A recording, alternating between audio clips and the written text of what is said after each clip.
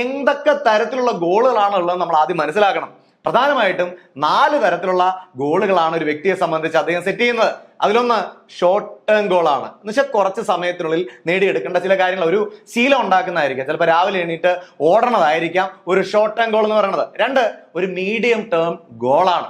അതെന്താണെന്ന് ചോദിച്ചാൽ, ഇപ്പോൾ ഒരു കോഴ്സിന് നമ്മൾ എൻറോൾ ചെയ്തു, ആ കോഴ്സ് കൃത്യമായി 1 വർഷം അല്ലെ 2 വർഷത്തെ കോഴ്സ് അത് കംപ്ലീറ്റ് ചെയ്ത് അതിന്റെ സർട്ടിഫിക്കറ്റ് വാങ്ങിച്ചെടുക്കണം. അതായിരിക്കാം നമ്മുടെ ഒരു മീഡിയം ടേം ഗോൾ എന്ന് പറയുന്നത്. 3 ലോങ് ടേം ഗോളുകളാണ്. കുറെ നാൾ കൊണ്ട് നമ്മൾ ക്രിയേറ്റ് ചെയ്തെടുക്കേണ്ട ഗോളുകളാണ് ലോങ് ടേം ഗോളുകൾ. ഫോർ എക്സാമ്പിൾ, ഒരു ബ്രാൻഡ് ഉണ്ടാക്കി എടുക്കുന്നത് ഒരു ലോങ് ടേം ഗോളാണ്. ഇപ്പൊ നവീൻ ഇൻസ്പയേഴ്സ് എന്ന ഈ ബ്രാൻഡ് ക്രിയേറ്റ് ചെയ്യാൻ കഴിഞ്ഞൊരു 12-13 വർഷമായി നമ്മൾ യൂട്യൂബിൽ നോക്കിയാൽ ഇത്രയും വർഷമായി വീഡിയോസ് റെഗുലർ ആയിട്ട് ഇട്ടുകൊണ്ടിരിക്കുകയാണ്.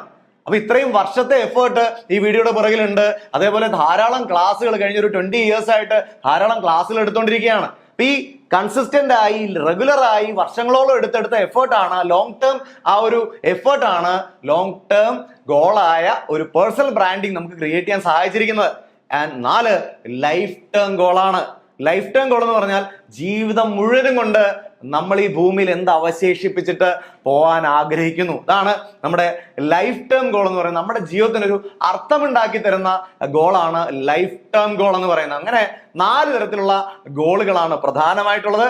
ഇതിൽ ഏത് ഗോള് നിങ്ങൾക്ക് അച്ചീവ് ചെയ്യണമെങ്കിലും നിങ്ങൾ അടിസ്ഥാനപരമായി ബിൽഡ് ചെയ്യേണ്ടത് പ്രധാനപ്പെട്ട 10 ഡിഫറെന്റ് പില്ലേഴ്സ് ആണ്. ഈ 10 ഡിഫറെന്റ് പില്ലേഴ്സിനെ 4 സ്റ്റേജസ് ആയിട്ട് നമുക്ക് കൃത്യമായി മനസ്സിലാക്കാം. അതാണ് നമ്മൾ തുടർന്ന് പരിശീലിക്കാൻ അല്ലെങ്കിൽ പഠിക്കാൻ പോകുന്നത്. തീർച്ചയായിട്ടും ബുക്കും പേനയും എടുക്കാത്തവർ ഇനിയെങ്കിലും ഒരു ബുക്കും പേനയും എടുക്കുക. ഈ പറയുന്ന കാര്യങ്ങൾ നോട്ട് ചെയ്ത് വെക്കുക. ലൈഫിൽ എങ്ങനെ അത് അപ്ലൈ ചെയ്യാന്നൂടെ ഒന്ന് പ്ലാൻ ചെയ്യുക. തീർച്ചയായിട്ടും നിങ്ങൾക്ക് അത് വരുന്ന വർഷങ്ങളെയും മാറ്റി എഴുതാൻ സഹായിക്കുന്ന കാര്യങ്ങളായിരിക്കും. അപ്പൊ ഇതുവരെ ഇത്രയും കേട്ടിൽ നിന്നും നിങ്ങൾ എന്തൊക്കെയാണ് പഠിച്ചതെന്ന് ജസ്റ്റ് ഒന്ന് തിങ്ക് ചെയ്തിട്ട് ഒന്ന് വീഡിയോ പോസ് ചെയ്തിട്ട് ഒന്ന് കമന്റ് ചെയ്യുക. കാരണം ഇതുവരെയുള്ള കാര്യങ്ങളൊന്ന് റീക്യാപ്പ് ചെയ്യുന്നതും മുൻപോട്ട് പോകുമ്പോൾ കൂടുതൽ ശക്തമായി നമ്മുടെ ഫ്യൂച്ചറിനെ മാനേജ് ചെയ്യാനും ഫ്യൂച്ചറിനെ ഡെവലപ്പ് ചെയ്യാനും ഒക്കെ നമ്മളെ എക്വിപ്പ് ചെയ്യുന്ന കാര്യങ്ങളാണ്. അതുകൊണ്ട് ജസ്റ്റ് ഒന്ന് പോസ് ചെയ്യുക.